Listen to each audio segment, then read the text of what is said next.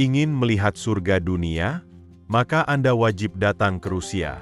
Inilah surga paling sempurna di dunia, di mana orang-orang bergaya mengubah jalanan menjadi peragaan busana, mobil-mobil mewah menghiasi jalanan, dan kehidupan malam yang semarak, dengan irama serta tarian yang tak pernah berhenti. Jadi, mari kita temukan bersama bagaimana rasanya tinggal di surga ini pada tahun 2025. Rusia memiliki luas wilayah yang sangat besar, sekitar 17 juta kilometer persegi.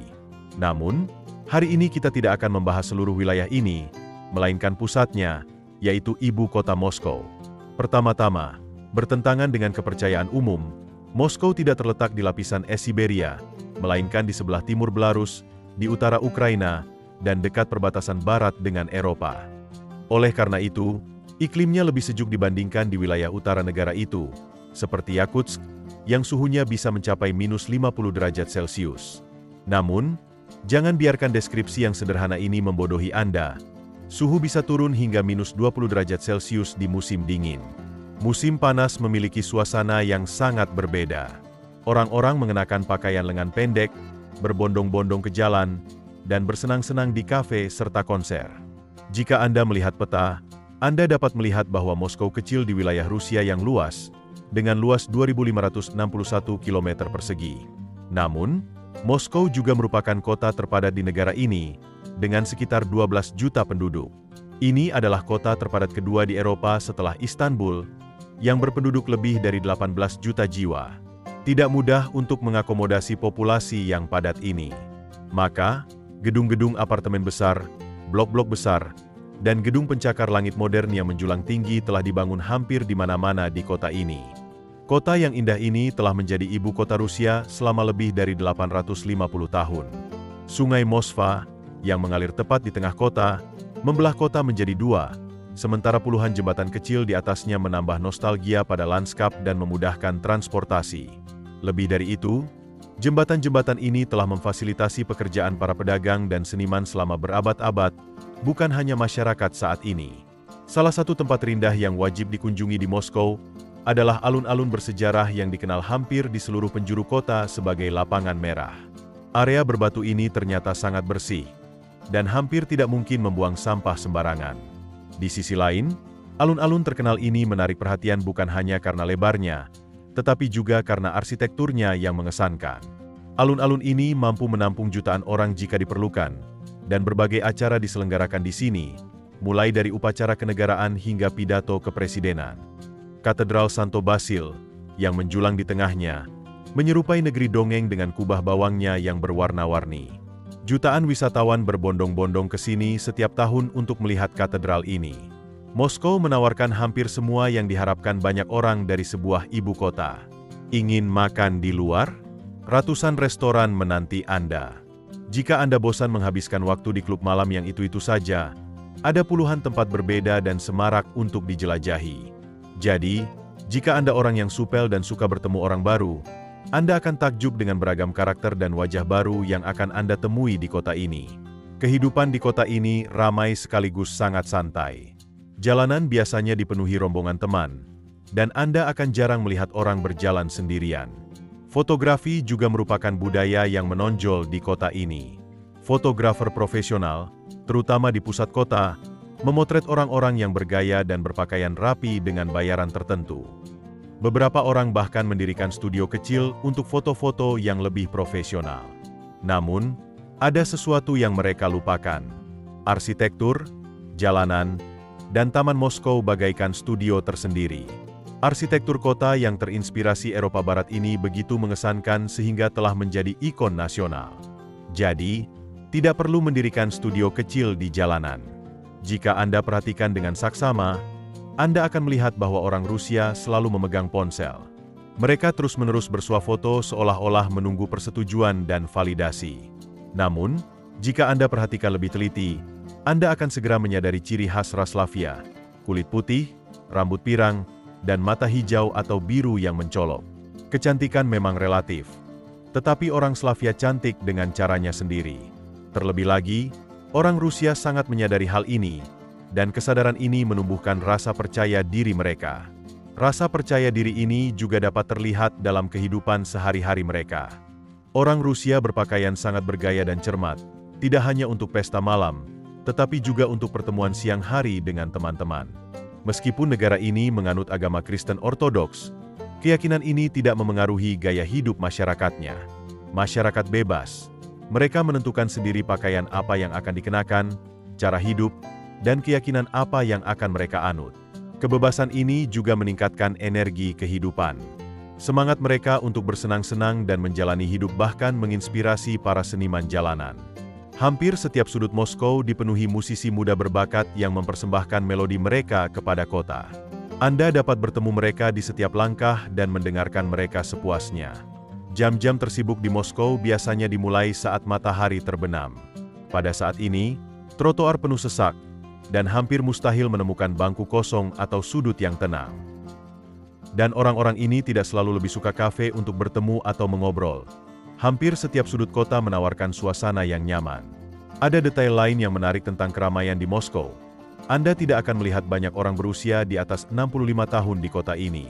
Sebagian besar orang yang berjalan di jalanan adalah orang muda dan paruh baya di bawah 50 tahun. Orang tua kebanyakan ditemukan di kereta bawah tanah.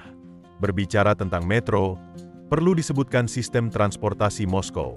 Ibu kota ini memiliki salah satu jaringan metro terlengkap dan terluas di dunia. Tak hanya itu, stasiun-stasiun metro di Moskow, seperti halnya di kota-kota Rusia lainnya, memiliki arsitektur yang megah. Istana bawah tanah era Soviet ini merupakan karya seni dengan kebersihan yang mengagumkan dan detail yang indah. Statistik menunjukkan bahwa Moskow memiliki 11 jalur dan lebih dari 160 stasiun. Ada satu hal lagi yang akan menarik perhatian Anda saat menyusuri jalanan Moskow yang ramai, yaitu banyaknya kendaraan yang sangat mewah. Terutama di malam hari, Anda sering dapat melihat mobil-mobil mewah seperti Ferrari, Mercedes, Lamborghini, dan Porsche. Hal ini menunjukkan keragaman ekonomi kota ini. Jalan Malaya Banaya, khususnya, merupakan pusat kehidupan mewah dan elit ini. Jalan ini penuh dengan mobil-mobil mewah, pusat perbelanjaan yang mencolok, dan restoran-restoran mahal. Demikian pula, jalan-jalan seperti Petrovka adalah lambang kekayaan. Di malam hari, jalan-jalan ini diterangi lampu-lampu terang, dan orang-orang berpakaian rapi. Sementara itu, Moskow bersifat kosmopolitan, yang memudahkan pengunjung kota. Bahkan jika Anda tidak bisa berbahasa Rusia, Anda dapat berkomunikasi dalam bahasa Inggris di banyak tempat. Terlebih lagi, suasana multikultural ini merupakan keuntungan besar, tidak hanya dari segi bahasa, tetapi juga dari segi makanan lezat. Di kota ini, Anda dapat mencicipi beragam cita rasa masakan dari seluruh dunia. Di sisi lain, kota ini menawarkan suasana yang sangat aman. Orang-orang bebas berkeliaran di jalanan, duduk di kafe, atau bersenang-senang kapanpun. Warga Moskow sangat senang karenanya. Anda dapat dengan mudah melihatnya dari wajah-wajah yang rileks dan bahagia. Tidak ada tekanan yang diberikan kepada mereka. Sejauh ini, Anda telah belajar banyak tentang Moskow. Namun, apakah Moskow adalah kota yang paling semarak dan paling banyak dibicarakan di Rusia? Tentu saja tidak. Sama seperti Italia memiliki Napoli selain Roma, Spanyol memiliki Barcelona selain Madrid, dan Inggris memiliki Manchester selain London, Rusia memiliki Saint Petersburg setelah Moskow. Sekarang, mari kita bicara sedikit tentang kota yang luar biasa ini. Dengan luas permukaan sekitar 1.439 km persegi, Saint Petersburg adalah kota terpadat keempat di Eropa dengan populasi mendekati 6 juta jiwa. Namun, yang membuat kota ini begitu istimewa bukanlah ukuran atau populasinya, melainkan lokasinya sebagai pintu gerbang ke Eropa. Tepat di selatan Finlandia dan hanya beberapa jam dari Estonia, Saint Petersburg juga berfungsi sebagai titik transit antara Eropa dan Rusia. Penduduk kota dengan dokumen yang diperlukan dapat menyeberang ke Eropa dalam waktu 2 jam. Hal ini memungkinkan penduduk setempat untuk bergerak bebas di antara dua dunia. Dengan kata lain, penduduk dapat tetap terhubung dengan kekayaan sejarah dan budaya Rusia, dan pada saat yang sama memiliki akses mudah ke modernitas Eropa. Inilah mengapa banyak orang Rusia lebih memilih Saint Petersburg daripada Moskow. Tidak hanya secara geografis, tetapi juga dalam hal gaya hidup, kota ini menyatukan dua dunia. Ciri khas paling menonjol yang membedakan Saint Petersburg dari Moskow tidak diragukan lagi adalah aksesnya yang unik ke laut. Meskipun Moskow dikelilingi oleh sungai-sungai besar, kota ini tidak memiliki akses langsung ke laut. Di sisi lain, Saint Petersburg terbuka ke Teluk Finlandia di sebelah barat dan Laut Baltik di seberangnya. Ini adalah fitur luar biasa yang berkontribusi pada geografi dan gaya hidup kota. Secara khusus, penduduk Saint Petersburg menikmati pantai-pantai unik di musim panas, sementara mereka yang tinggal di Moskow tidak mendapatkan kemewahan ini. Banyak keluarga berjalan-jalan di pantai Saint Petersburg setelah matahari terbenam. Kegiatan ini seperti meditasi bagi orang-orang yang ingin melarikan diri dari kekacauan kehidupan kota. Namun, saya tidak bisa mengatakan bahwa kenikmatan ini berlangsung lama. Musim panas di Saint Petersburg tidak berlangsung lama, dan suhu turun drastis. Jika tidak demikian, pantai-pantai ini akan menjadi tempat liburan terpopuler di dunia. Salah satu hal paling mengesankan tentang Saint Petersburg adalah White Nights, sebuah fenomena alam unik yang hanya dapat dilihat di beberapa tempat di dunia. Jadi, apa itu? Matahari tidak terbenam selama musim panas, terutama di bulan Juni. Ya, Anda tidak salah dengar. Matahari benar-benar tidak terbenam. Langit tetap cerah bahkan di malam hari. Matahari terbit pukul 3 dan hampir mencapai cakrawala pada pukul 23, tetapi tidak sepenuhnya terbenam. Hal ini mengakibatkan kota ini terpapar sinar matahari hingga 19 jam. Di Saint Petersburg, fenomena ini begitu intens sehingga bahkan negara-negara utara lainnya, seperti Norwegia, Swedia, atau Finlandia, terkadang tertutupi oleh bayangan. Ini karena Saint Petersburg adalah salah satu kota terdekat dengan lingkaran Arktik. Keunggulan geografis ini menjadikan kota ini sebagai lanskap magis pada waktu-waktu tertentu dalam setahun. Itulah sebabnya, terutama dari pertengahan Mei hingga akhir Juli, kota ini didominasi oleh karnaval yang tak pernah sepi. Anda dapat melihat festival di setiap sudut dan pengamen jalanan di setiap gang. Pertunjukan cahaya, pertunjukan musik, tarian, dan pertunjukan teater benar-benar berbeda.